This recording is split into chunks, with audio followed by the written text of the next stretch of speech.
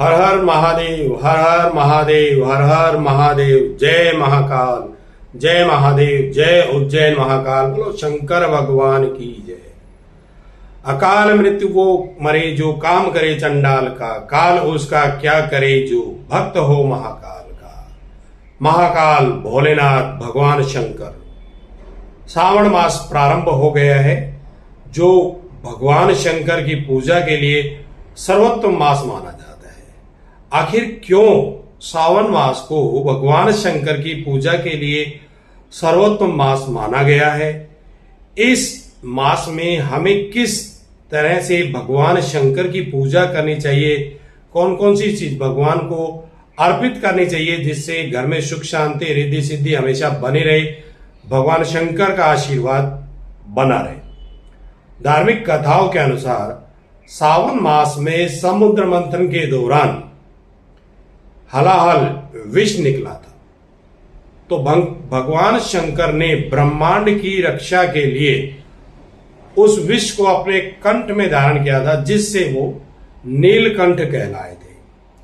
तो उस विष की तप अर्थात गर्मी को कम करने के लिए सभी देवी देवता और यहां तक कि माता पार्वती ने भी भगवान शंकर का गंगा जल से अभिषेक किया था, ताकि उस विष की जो गर्मी है वो कम हो सके।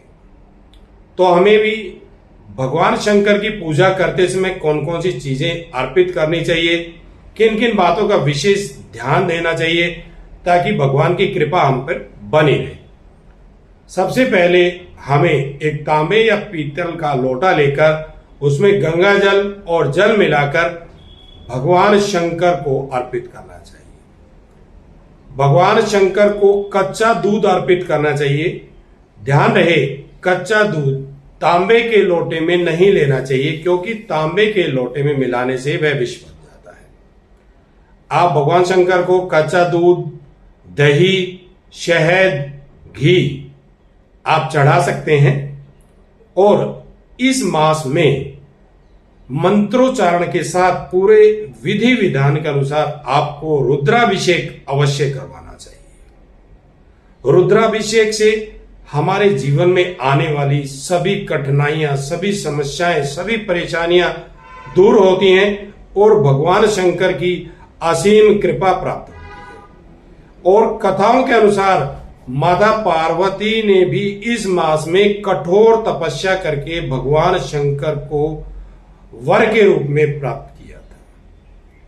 तो आप भगवान शंकर पे बेलपत्र, 3 पत्ती वाला बेलपत्र जो होता है, ध्यान रहे जो बेलपत्र आप भगवान शंकर को अर्पित कर रहे हैं वो किसी प्रकार से खंडित यानी कहीं से कटा फटा नहीं होना चाहिए, बिल्कुल साफ सुथरा और स्वच्छ होना चाहिए। वो आप बेलपत्र अर्पित कर सकते हैं, भांग अर्पित कर सकते हैं, धतूरा भगवान शंकर को अर्पित कर सकते हैं। ये सभी चीजें भगवान शंकर को अति प्रिय है।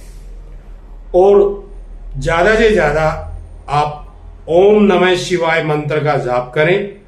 यदि संभव है तो सायंकाल के समय या प्रातः काल के समय, जब भी आपको समय मिलता है, जहां आप पूजा करते हैं उस जगह को साफ सुथरा करके आसन बिछाकर उस पर बैठकर एक रुद्राक्ष की माला से महामृत्युंजय जप के 108 मंत्र का आप जप करें। एक माला महामृत्युंजय जप आप अवश्य करें। महामृत्युंजय भगवान शंकर का मंत्र है, उसको करने से भगवान शंकर की असीम कृपा हमें प्राप्त होती है। श्रावण मास में हमें यदि संभव है तो सोमवार का व्रत अवश्य करना चाहिए। ध्यान रहे, व्रत करते समय मैंने काफी लोगों को देखा है कि थोड़ी देर में कभी कुछ खा लिया, फिर आलू खा लिए, फिर कुछ और खा लिया। अरे आपने व्रत किया है, 10-12 घंटे तो आप रह सकते हैं ना बिना भोजन के। कभी थोड़ी देर में फलाहार कर लिया, नहीं, बिल्कुल सात्विक भगवान शंकर के चरणों में ध्यान करके आप व्रत कीजिए। और इस मास में खासकर लहसुन, प्याज, इस तरह की जो भी तामसी वस्तुएं हैं उनका हमें त्याग करना चाहिए। वो वस्तुएं हमें ग्रहण नहीं करनी चाहिए।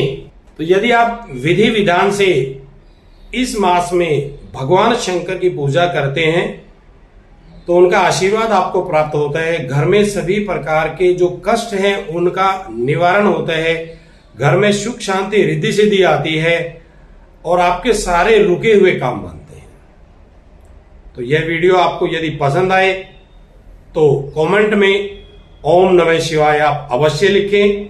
चैनल को सब्सक्राइब कीजिए, लाइक कीजिए और अपने मित्रों के साथ, अपने मिलने वालों के साथ इस वीडियो को आप अवश्य शेयर कीजिए। ओम नमः शिवाय। बोलो शंकर भगवान की जय।